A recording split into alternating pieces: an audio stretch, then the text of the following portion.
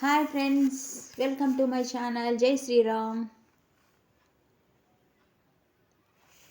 జీవితం పట్ల బాధ్యత రామ్తా మాస్టర్ది మహాసంకల్ప శక్తి నుండి అద్భుతమైన జ్ఞానాన్ని తీసుకుంటున్నాం, చెప్పుకుంటున్నాం. గురువందనం చేసుకుందాం. నాకు జన్మనిచ్చిన నా తల్లిదండ్రులకి పాదాభివందనాలు, కృతజ్ఞతలు, ధన్యవాదాలు. నా పూర్ణాత్మకి, నా ఈ జ్ఞానాన్ని నా చేత చెప్పిస్తున్న అమ్మ దుర్గామాతకి, విశ్వంలోని గురువులందరికీ కూడా, నా ఆత్మ ఉన్నతికి తోడ్పడే ప్రతి ఒక్క మాస్టర్కి కూడా అనంత కోటి ఆత్మ ప్రణామాలు, కృతజ్ఞతలు, ధన్యవాదాలు. పత్రి మాస్టర్ గారికి, రామ్తా మాస్టర్ గారికి పాదాభివందనాలు, కృతజ్ఞతలు. నిన్న కొంతవరకు చదువుకున్నాం కదా, దాని కంటిన్యూషన్ చెప్పుకుందాం మాస్టర్స్. అయితే ఈ విశ్వంలో ఇంకా అనేక లోకాలు ఉన్నాయి. భూమి మీద మనుషుల కంటే లక్షల రెట్లు తెలివైన వాళ్ళు, లక్షల రెట్లు అందమైన వాళ్ళు ఉన్నత లోకాల్లో ఉన్నారు. మీకు తెలుసా? 23వ డైమెన్షన్లో, అంటే నిన్నటిది కొంచెం వెనక నుంచి మళ్ళీ చెప్పుకుంటున్నాము. 23rd డైమెన్షన్ భూమి మీద స్త్రీల కంటే లక్ష రెట్లుగా మహా అందగత్తెలైన స్త్రీలు కూడా ఉన్నారట. అక్కడ అప్సరసలు ఉన్నారు. 23వ డైమెన్షన్ గురించి ఎందుకు చెప్తున్నానంటే, ఈ డైమెన్షన్ను అంతర్ప్రయాణం, ఇన్నర్ జర్నీ ద్వారా తెలుసుకోవడం చాలా తేలిక. అంటే సూక్ష్మ శరీరయానం ద్వారా తెలుసుకోవచ్చు. అందుకే నేను బోధిస్తున్నాను, మీకు ఆధ్యాత్మిక జ్ఞానాన్ని విస్తరింపజేసుకోవాల్సిన ఆవశ్యకత ఉందని. భూమి మీద మనుషుల సగటు ఆయుష్ 100 సంవత్సరాలుగా మీరు పరిగణించుకుంటున్నారు. కానీ మీకు తెలుసా, ఉన్నత లోకాల్లోని మనుషుల సగటు ఆయుష్ లక్షల సంవత్సరాల్లో ఉంటుందని. 100 సంవత్సరాలే కాదు, లక్షల సంవత్సరాల్లో ఉంటుందంట. మీరు కూడా ఈ భూమి మీదనే వేల సంవత్సరాలు, లక్షల సంవత్సరాల ఆయుష్ను కలిగి ఉండవచ్చు. ఈ విషయాలు తెలుసుకునే స్థాయికి మీ ఆధ్యాత్మిక జ్ఞానం విస్తరించాలి. మరి ఓహో, ఈ విశ్వ సృష్టిలో ఇంకా ఎన్నెన్నో అపరిమితమైన విషయాలు ఉన్నాయి. అందుకే జ్ఞాన విస్తరణ అనేది మీ మొదటి ప్రాధాన్యతగా ఉండాలి. జ్ఞాన విస్తరణ, ఆధ్యాత్మికతను తెలుసుకోవాలనుకునేది, జ్ఞానం పొందాలనేది ఫస్ట్ ఉండాలి. మొదటి ప్రయారిటీ ఉండాలి. ఉన్నత లోకాలు, హయ్యర్ వరల్డ్ సంగతి తర్వాత చూద్దాం. ఇప్పుడు ఈ భూమి మీద జీవితం యొక్క పరిపూర్ణమైన కంప్లీట్ అనుభూతులను ఆస్వాదించాలంటే ఆధ్యాత్మిక శక్తి అత్యంత ఆవశ్యకత. అంటే జీవితం యొక్క పరిపూర్ణమైన అనుభూతులను చెందాలంటే మనం ఆధ్యాత్మిక శక్తి ఉంటేనే కదా సాధ్యమయ్యేది. సరస్సులోని చంద్రుని ప్రతిబింబంను చూసి నిజమైన ప్రతిబింబం అని ఆధ్యాత్మిక శక్తి లేనప్పుడు భ్రమపడుతుంటారు. కరెక్టే. యథార్థమైన చంద్రుడు మీ అంతరంగంలోనే ఉన్నాడు. దాని ప్రతిబింబం సరస్సులోని చంద్రుని వలె బాహ్య భౌతిక ప్రపంచంలో ఉంటుంది. అంటే మన లోపలే ఉన్నాడు కదా సూర్యుడు, చంద్రుడు, నక్షత్రాలు, లోకాలు, భగవంతుడు అందరూ మనలోనే ఉన్నారు. అవన్నీ మనం నీటిలో చూస్తుంటే, ఆహా, నా లోపలున్న ఇలా బయట కనపడుతున్నాయి కదా. అంతర్ప్రపంచంలోనికి చేరవలసిన మీ సంకల్పాలు యథార్థమైన చంద్రుని వంటివి. వాటి వాస్తవ రూపం ఈ బాహ్య ప్రపంచంలో వాటి ప్రతిబింబాల వంటివి. అంటే మన లోపలున్నవే మన బయట ప్రతిబింబాలుగా మనకి కనపడుతుంటాయి. అందుకే మీరు జ్ఞాన పిపాసులు కండి. తర్కం, విశ్లేషణ, బాహ్యంగా వెతకడం ఇవన్నీ వృధా శ్రమ. లోపల వెతకండి, మీ అంతరంగంలో వెతకండి. బయట వెతకొద్దు, లోపల వెతకండి అంటున్నారు. మీరు పొరపడవచ్చు. ఇలా కళ్ళు మూసుకొని ఊహాశక్తితో సంకల్పాలు పెట్టుకొని కలలు కనడం వల్ల కాలం వృధా అవుతుంది కదా అని. కానీ కాలయాపన అనేది బాహ్యంగా వెతకడం వల్ల సంభవిస్తుంది. ఊహాశక్తి ప్లస్ ఎమోషన్స్ ప్లస్ ఫీలింగ్స్తో మీ అంతరంగంలో మీ సంకల్పాల ద్వారా విత్తనాలు, సీడ్స్ చల్లడమే నిజమైన శ్రమ. ఊహాశక్తి, ఊహించుకోవడము, ఎమోషన్స్, ఫీలింగ్స్, వీటన్నిటిని మన అంతరంగంలో ఏం చేయాలి? సంకల్పాలు అనేటివి చేసుకోవాలన్నమాట. ఇవన్నీ క్రియేట్ చేసుకొని సంకల్పాలనే విత్తనాలను చల్లడము కరెక్ట్ అయిన పద్ధతి, నిజమైన ప్రయత్నం. అంటే ఇది కాలయాపన ఎంత మాత్రము కాదు. లాజిక్, విశ్లేషణ, అనాలిసిస్ అనేది, అంటే తర్కము, లాజిక్, విశ్లేషణ, అనాలిసిస్ అనేవి కాలయాపన క్రిందికి వస్తాయి. అంటే కొద్దిగా ఆలోచన చేస్తా, లేకపోతే ఇది ఏంది, ఇది ఎలా అని అనుకుంటుంటే కాలయాపన చేసినట్టే అవుతుంది కదా.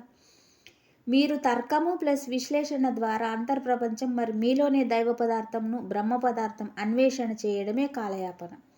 జీవితంలో ఇంతకాలం ఎంతో విలువైన కాలాన్ని, ఎంతో విలువైన సంపదని, ఎంతో విలువైన జీవిత అనుభవాలను పోగొట్టుకున్నామని చింతించకండి. వాటి కోసం వగచి వగచి ఏడవకండి. ఇప్పుడు వర్తమానంలోని ఈ క్షణం మీ చేతుల్లోనే ఉంది. మీ సంకల్పాలను, లక్ష్యాలను వాస్తవ రూపం చెందించే సైన్స్ని, ద సైన్స్ ఆఫ్ మేనిఫెస్టేషన్ ఇప్పుడు తెలుసుకుంటున్నందుకు గర్వపడండి, ఆనందించండి.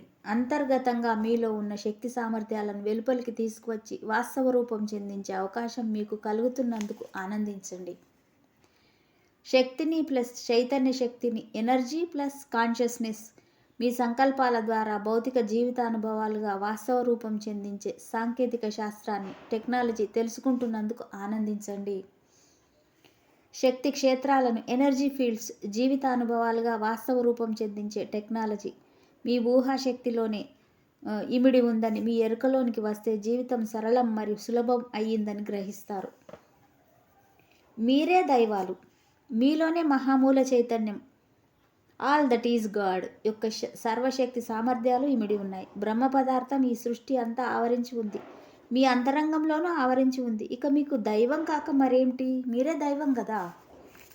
మాస్టర్, జీవితంలో కష్టాలు, కన్నీళ్లు, కడగండ్లు మరి రోగాలు ఎందుకు ఎదురవుతున్నాయి అంటే ఇన్ని ఉన్నా మళ్ళీ ఎందుకు ఎదురవుతున్నాయని మనం మాస్టర్ని అడుగుతున్నాం. రామ్తా మాస్టర్ ఏం చెప్తున్నారంటే, తర్కించే మనసు, అహంకారము, మరి తీర్పు చెప్పే సత్యం, జడ్జిమెంట్ వల్ల మీ జీవితాలలో కష్టాలు మరి ఇతర సమస్యలను ఎదుర్కొంటున్నారు. అంటే తర్కించే మనసు అంటే దాని విశ్లేషణ, అది ఎప్పుడు చూసినా ఇది కరెక్టా కాదా, ఇది కరెక్టా కాదా అనుకుంటుంటాం. వాళ్ళ ఈగో ఉంటుంది. మరి అంటే జడ్జిమెంట్ చేసేది. అంటే ఈ మూడింటిని వదిలిపెట్టాలి కదా. ఈ మూడింటిని తీసేస్తే మనకు ఈ కష్టాలు, కన్నీళ్ళు ఉండవు కదా. ఇప్పుడు సంకల్పాలు, లక్ష్యాలు ఎంచుకున్నప్పుడు సాధ్యాసాధ్యాల గురించి మీ మనసుతో తర్కించడమో, విశ్లేషణ చేయడమో, లేదా ఆందోళన చెందడమో, లేదా భయపడడమో చేస్తుంటారు.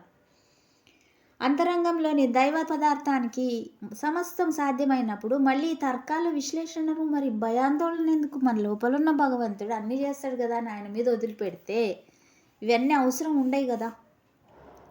ముందరగా మీరు రీజనింగ్ మైండ్ని, తర్కించే మనసుని పక్కన పెట్టండి. ఒక లక్ష్యాన్ని నిర్దిష్టంగా ఎంచుకున్న తర్వాత మిగతా పని ఊహాశక్తి ప్లస్ ఎమోషన్స్ ప్లస్ ఫీలింగ్స్, అంటే imagination plus emotions plus feelings ద్వారా అంతర్ప్రపంచానికి వదిలేయండి. అంటే మన ఫీలింగ్స్, ఊహాశక్తి అన్నింటినీ సృష్టించుకొని మన ఈ విషయంలోకి వదిలిపెట్టేసేయాలి.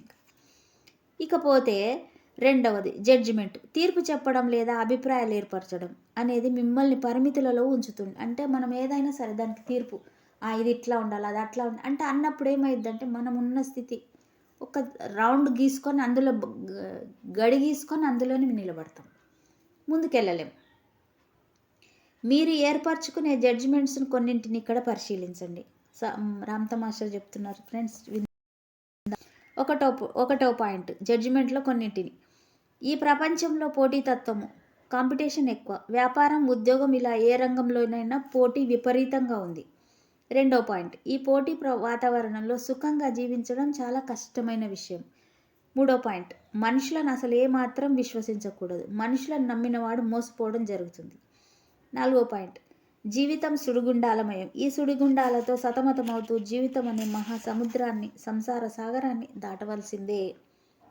ఐదో పాయింట్, కష్టాలు, కన్నీళ్లు, రోగాలు మరి సమస్యలు అనేవి జీవితంలో ఒక భాగం. ఇవే జీవితంలో పరీక్షలు, వీటిని అందరూ ఎదుర్కొనలేరు. ఆరో పాయింట్, సంపద, ఐశ్వర్యం అనేవి అందరికీ సాధ్యం కావు. అందరికీ వాటిని పొందే శక్తి సామర్థ్యాలు ఉండవు. ఏడో పాయింట్, నా శక్తి సామర్థ్యాలు బహు స్వల్పమైనవి. జీవితంలో ఉన్నత లక్ష్యాలను, సంకల్పాలను ఎంచుకునే ధైర్యం నాకు లేదు. ఎనిమిదో పాయింట్, ఆనందంగా జీవించడానికి గల అవకాశాలు ఈ భూప్రపంచంలో అందరికీ అందుబాటులో ఉండవు. ఎంత ప్రయత్నించినప్పటికీ దురదృష్టం అనేది వెంటాడుతూనే ఉంటుంది. తొమ్మిదో పాయింట్, కోపము, అసహనము, అపరాధ భావన, అసూయ, ఆందోళన, భయము మొదలగు వాటిని జయించడం లేదా అధిగమించడం చాలా కష్టం. ఇలాంటి జడ్జిమెంట్స్ని మీలో ప్రతి ఒక్కరు కలిగి ఉన్నారు. మనకు ఇవన్నీ ఉంటాయి కదా, ఎదురైతేనే ఉంటాయి. మీ పరిమిత ఇంటెలిజెన్స్, లిమిటెడ్ ఇంటెలిజెన్స్ అంటే పరిమిత, అంటే అన్లిమిటెడ్లో లేం, లిమిటెడ్లో ఉన్నాం మనం. ఇలాంటి భావాలు మిమ్మల్ని ఆవహిస్తుంటాయి. ఒక గిరిగీసుకొని ఇందాక అన్నట్టు మనం ఒక గిరిగీసుకొని ఉంటున్నాం. మీకు ఆధ్యాత్మిక శక్తి, స్పిరిచువల్ పవరు సుసంపన్నంగా ఉంటున్నప్పుడు ఇలాంటి నిరాశాకర దృక్పథాలు, నెగిటివ్ థాట్స్ మీ దగ్గరికి చేరవు. మనం ఆధ్యాత్మికతలో ఉంటే వీటన్నిటిని దాటేసి వెళ్ళిపోతాం కదా. వీటి స్థానంలో కొత్త కొత్త పాజిటివ్ ఆలోచనలు మీలో చోటు చేసుకుంటాయి. సత్యం, ట్రూత్ కోసం బాహ్య ప్రపంచంలో వెతకకండి. ఈ సృష్టికి సంబంధించిన అన్ని సత్యాలు మీ అంతరంగంలోనే ఇమిడి ఉన్నాయి. సత్యం అనేది ఎక్కడో వెతకొద్దు, మనలోంచే స్టార్ట్ అవుతుంది సత్యం. తర్కించే మనసు మరి జడ్జిమెంట్ని పక్కన పెట్టండి. మాస్టర్ మళ్ళీ ఇంకో ప్రశ్న అడుగుతున్నాం మాస్టర్ని. మాస్టర్, తర్కించే మనసు మరి జడ్జిమెంట్స్ లేకుండా సంకల్పము, లక్ష్యము ఎంచుకుంటే తప్పుదోవ వెళ్ళే అవకాశం ఉంటుంది కదా. రామ్తా మాస్టర్ ఏమంటున్నారంటే, ఎంత మాత్రము తప్పుదోవలో వెళ్ళే అవకాశమే లేదు. తర్కించే మనస్సు ప్లస్ జడ్జిమెంట్స్ మిమ్మల్ని మోసపుచ్చవచ్చు, కానీ అంతరంగం మిమ్మల్ని ఎప్పటికీ ఎల్లప్పటికీ మోసం చెయ్యదు. అందుకే జీసస్ అన్నాడు, పునాదులు బలంగా ఉన్న భవనాన్ని పెనుగాలులు కదిలించలేవు. అంటే నువ్వు లోపల నుంచి సంకల్పం నీకు బలంగా ఉంటే ఎటువంటివి కూడా మనకేమీ చెయ్యలేవు కదా. అంతర్ప్రయాణం ద్వారా తెచ్చుకునే గైడెన్స్ బలమైన పునాది వంటిది. మీ ఆధ్యాత్మిక చైతన్య పరిణామాన్ని వేగవంతం చేసే దిశగానే మీకు అంతరంగం నుండి సందేశాలు వస్తుంటాయి. అంతరంగం నుండి ఎలా గైడెన్స్ పొందాలో ఇక్కడ ఒక అభ్యాసాన్ని చేసుకుందాం. ఒక అభ్యాసం చేయమని చెప్తున్నారు మాస్టర్, రామ్తా మాస్టర్. 10 నిమిషాల నుండి 20 నిమిషాల వరకు చేయాలి ఇది. ఒకటో పాయింట్, సుఖాసనంలో హాయిగా కూర్చొని, స్థిర సుఖాసనంలో హాయిగా కూర్చొని 2 కళ్ళు మూసుకొని 2 లేదా 3 నిమిషాల పాటు దీర్ఘంగా శ్వాసను తీసుకొని వదిలిపెట్టండి. First point. రెండో పాయింట్, తర్వాత మీ ఆలోచనలు కట్ చేసి శ్వాసను గమనిస్తూ మీలోని శూన్యాన్ని, నిశ్శబ్దాన్ని, నిశ్చలతను గమనిస్తూ ఉండండి. మూడో పాయింట్, నిశ్చలత, శూన్యత నుండే కొత్త ఐడియాలు ఉద్భవిస్తుంటాయి. ఎలాంటి లక్ష్యము, సంకల్పాలు ఎంచుకోవాలో లేదా మీ సమస్యకు ఎలాంటి పరిష్కారం లభిస్తుందో ఆందోళన ప్లస్ ఆతృత లేకుండా ఎదురు చూస్తూ ఉండండి. 4వ పాయింట్, తప్పనిసరిగా ఐడియాలు మీ అంతరంగంలో నుండి స్ఫురిస్తాయి, ఖచ్చితంగా వస్తాయి. మొదటి కొన్ని ప్రయత్నాలలో మీకు సాధ్యం కాకపోవచ్చు, కానీ ఈ అభ్యాసాన్ని రెగ్యులర్గా సాధన చేసినట్లయితే తప్పనిసరిగా సఫలమవుతారు. అంతర్ప్రపంచం మిమ్మల్ని మోసం చేయదు, తప్పుడు సంకేతాలను ఇవ్వదు, మీకు ద్రోహం చేయదు. అందుకే జీసస్ అన్నాడు, విశ్వసించు వాడు త్రోటిల్లడు. అంతర్ప్రపంచంపై విశ్వాసం ఉంచేవాడు తప్పుదోవ పట్టే అవకాశం లేదు అంటున్నారు, జీసస్ చెప్తున్నారు. పైన చెప్పిన ఈ అభ్యాసాన్ని ప్రతిరోజు 10 నిమిషాల నుండి 20 నిమిషాల లోపు సాధన చేయండి.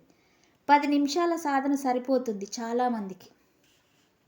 జీవితంలో ఎదురయ్యే ప్రతి సంఘటన కూడా ఆధ్యాత్మిక పాఠాలను నేర్పుతుంది. ప్రతి సంఘటన మిమ్మల్ని ముందుకు నడిపించేది అయినప్పుడు దానిని సమస్యగా ఎందుకు చిత్రీకరిస్తారు?